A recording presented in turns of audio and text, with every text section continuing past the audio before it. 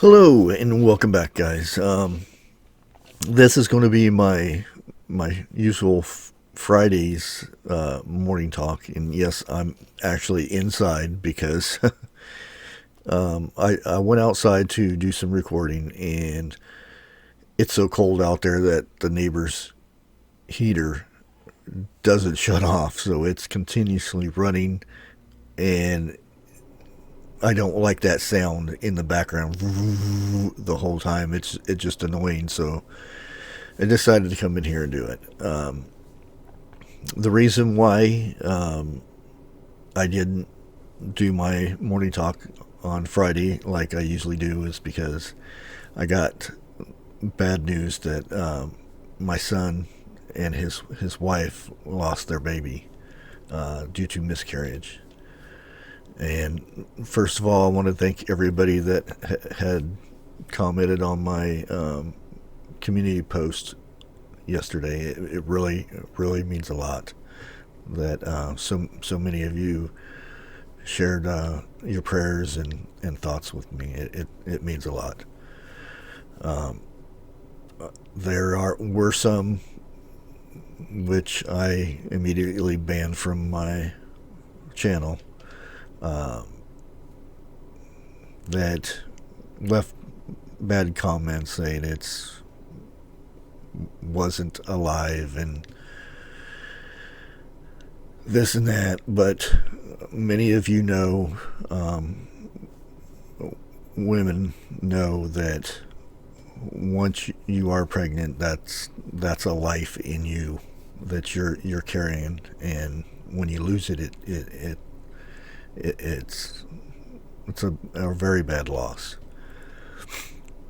And then for those who say that it's just because you can't hold that baby and stuff, it's not alive, and you can go elsewhere. That's all I gotta say. And yeah, but they're doing as well as expected. I do have concerns of why it had happened. I have said many times that they're getting deployed in another country. So to do that, they had to get the thing, because my son's in the army, so they're going to be stationed in another country for a few years. So they had to get, the thing in the arm. So is that the reason why? Don't know. I mean, would they say that would be the reason why? I very well doubt it. The doctor says they don't know why, so I'll just leave it at that. It's still very. It would have been my son's very first child. I do have other grandchildren and stuff with my other kids, but it would have been his first child, so it's going to hurt for a while. It's something that doesn't go away, and it's just one of those things that prayer and healing helps. But let's go ahead and get on to today's what I was going to talk about, and this kind of works out a little bit better because I can actually put some stuff on the screen for you guys to take a look at and stuff. One of the things I'm going to talk about is the ports and things. Yes, I know again, but I wasn't going to do anything. No reports about this. But our lovely Speaker of the House, if you want to call her that, She already looked like she was hitting the bottle with her last little talk on her stage. I know for a fact. I have data. I have actual facts from the maritime ports and everything down there. I have actual facts because I'm actually a member of their website. I have to pay a fee to get this information and everything. So, but I feel it's worth it so I can get actual data from people who do this. And well, anyway, she says, since Mr. Potato Head, you know who I'm talking about, has been in office, our ports have been, there has been less congestion in the ports by 30%. That is a big freaking lie. I'll put it that way. She lied so dang bad. Oh my. Saying that the ports have been clearing up by 30%. 30%. How do you lie that bad? And oh my God. That made me so mad. I mean, she could have said, oh, it's getting better. No, she said it's, oh. But anyways, I know for a fact that it's not. The ports have been breaking records of how many ships that are in the port anchored. These are the ones that are anchored in the port, the harbor, and everything. Not counting the ones that are out there just waiting, that can't anchor because the water's too deep. So, before I get here, let me go ahead and do these two right here. Let me switch this over. There we go. As you can see here, these are official documents from the Maritime Exchange. And this is total, these are the total vessels of all types in Los Angeles and Long Beach. And like I said, this is just in the beginning state where they actually can anchor, where they can drop anchor and hold there. That means they only run engines to charge batteries and do various things. Now, as you can see here, there is 150 total vessels in port. That is down, but it's not 30%. I think it's like 6 ships less than it was the last time I did a report, when they mysteriously put music over my video. But as you can see, and they do the C thing here on all these. But anyways, here's the total. Oh yeah, it was 179 total vessels of all types, November 16th.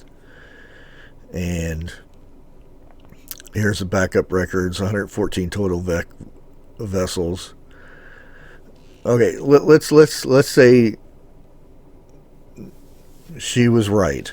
Okay, let's go back to when he was in office. Okay, let's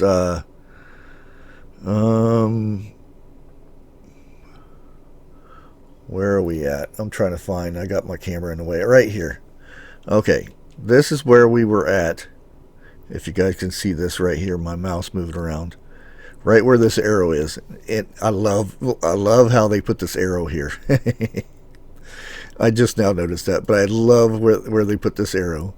Let me see if I can zoom this in. There we go. You see where this arrow is right here? Well, this is where when he got put in office. Okay, this is where our ships were, in between 60 and 40. So let's say 50, 55. We'll even give him 60. We'll give him 60. Okay. This is where we're at now.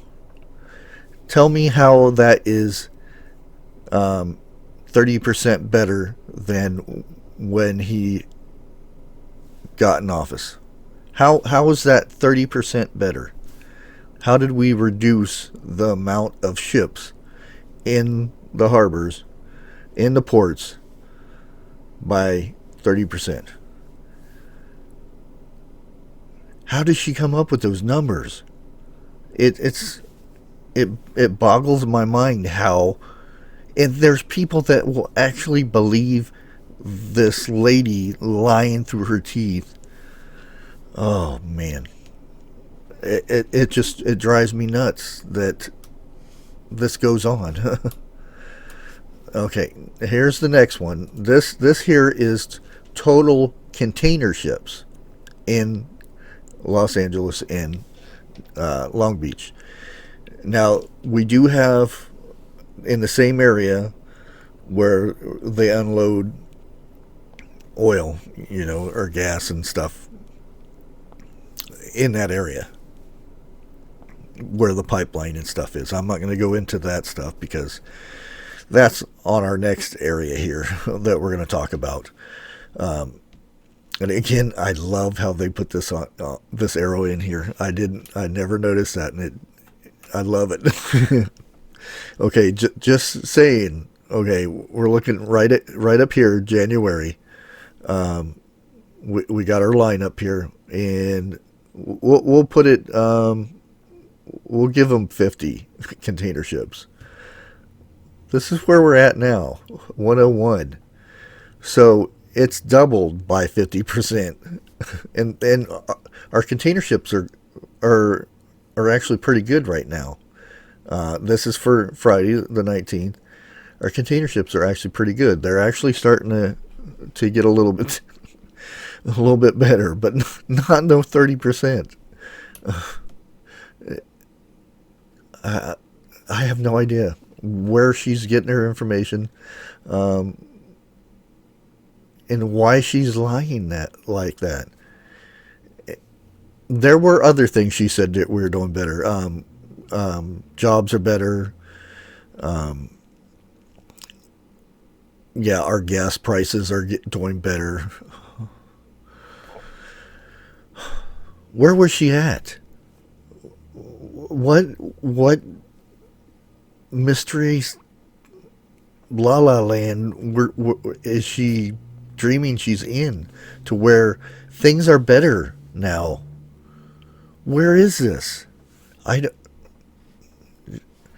don't know if it's just the alcohol that she's been consuming really getting to her or something. I don't know. But anyways, let's go ahead and let me go to this thing here. This is the new system. It's a queuing process. And I haven't seen this in any of the news or anything like that. Let me get a drink real quick. And this took effect on Monday, which it really didn't. They fell behind a day. But the queuing system is, this is their idea of reducing pollution and slowing ships down and stuff that in the bay or in the ports, because Los Angeles is nothing but a smog filled area. Most times you can't see out into the ocean and stuff like that because it's just the pollution is so bad. But I'll go over the little background here. It says, based on high levels of container vessels off the coast of Southern California and the risk posed to marine safety or maritime safety, that being, for some reason, whales. Ships have been hitting whales, which I don't know. in the air pollution and air quality. An industry working group was formed to develop a new vessel queuing process. The purpose was to find a fair and transparent process to reduce vessel at anchor loading area, allow for vessels to slow steam, that means slow down, and optimize voyage transit time. That means instead of them coming in here and waiting, they'll set up a time when they're supposed to be here. So I'm assuming that ships will start getting fined if they get here early to wait to get in here, like they are right now. So basically, instead of them being in the port, they're going to be out in the ocean, further out of the coast, waiting to get in. Is what I imagine what the case will be. And here's their increased safety. Approximately 90 vessels have been anchored, loitering, or waiting at berth at Los Angeles and Long Beach in past months, which it's more than that. I guess that would be an average, though. With winter weather, space between ships needs to be increased, and numbers of ships close to ports needs to decrease, which should be. But I like where they're kind of going with this, but the real issue is the actual ports. Who owns the ports and where they decide, because there are plenty of workers down there right now. The longshoremen, they have all the manpower they need. The problem is they get their orders from the port, who owns the ports, which is a foreign companies. You can read between the lines. It's foreign companies, and what they're doing is, if they don't give those men work and tell them what ships to unload and where to move these aisles of containers, then no work gets done. And that's the issue we are having. And the media can say, oh, it's the truck drivers. It's the truck drivers. The truck drivers are there waiting to pick up their containers. It's not the longshoreman's fault either. It's the owners of the ports, and that's the bottom line.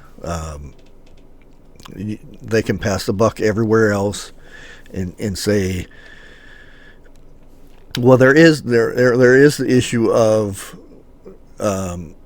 storage, where when they take the containers, there used to be a staging area from the ports, that they would take the containers and then load them up from there to go to their destinations and stuff. Well, they're just running out of space to put this stuff, instead of a truck coming there to pick it up and taking it where it needs to go. But that's what I'm getting at for that end of things. I'm going to end with the port thing with that. It's not going to do any good talking about it anymore, because that's the issue we're having. That's my opinion, is why we're having these the crisis of our supply line is just that. It's that foreign company is dragging the heck out of their feet to get the stuff out. Okay, the next bit of news here is I know there's a lot of news going on about the trial that just happened, and everybody and their brother is doing it, so I'm not going to talk about it. I talked a little bit about it on Prepping 101s last night, just my thoughts and stuff. But I'm not going to talk about it. We're going to go over to oxygen shortage, and it is shutting down refineries. And this is, I know this is September and everything, but it's still going on. And it's not in the news. Surprise. And it's just not there in Texas where the big oil and all that is. It's actually happening in other states in North America here. They're running out of oxygen because, well, they're saying it's because, we need all the oxygen for hospitals and whatnot.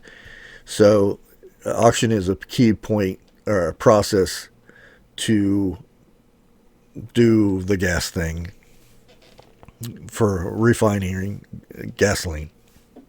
I don't know the process or anything, so I'm not gonna claim I do or anything like that. But it's one of the process. You need oxygen to do this, and this is a big.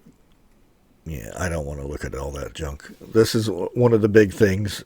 One of the big refineries that is closing down, because that has closed down and still is closed down. They run for a couple weeks and then they have to shut down because, again, no oxygen. And here in Ohio, they have also shut down 2 of Ohio's refineries. What they say is for maintenance. Why do both of them decide to shut down this time of year? For maintenance, both of them. So we're going to have a fuel shortage in this area. Get another drink here. We're going to have a fuel shortage in this area. And this was November 19th that this has come out. The temporary shutdown of 2 major petroleum refineries in Ohio has the petroleum or potential to disrupt Christmas deliveries and cause multi-state fuel shortages at a time when consumers are already being hammered by high gasoline prices. So anybody in this general area of Ohio, I would say fill your tanks up, because gas prices will rise once again because of shortages that we're going to have, because 2 refineries decide, let's do maintenance now at the same time.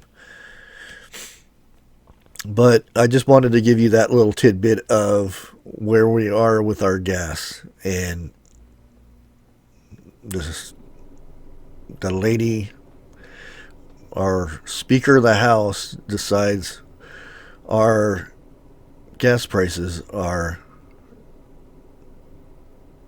better than they were before Mr. Potato Head was in office. I don't know where she's getting her gas from, where she's just full of gas. But do people really believe when these people talk and say they just make something up? We're doing so much better. We're 30% better in the ports. Our gas prices are better than they were last year. Anyways, guys, again, like I said, I want to thank those who commented, and their thoughts and prayers are with my family when dealing with the loss. It really does mean a lot. And sorry I didn't do a video yesterday. Most of the time I was talking with my son and his wife and trying to comfort. And there's no words you can really say that helps for a loss or anything like that. Just me just being there. I hope it helped. But anyways, guys, be safe and keep going. Until next time, God bless.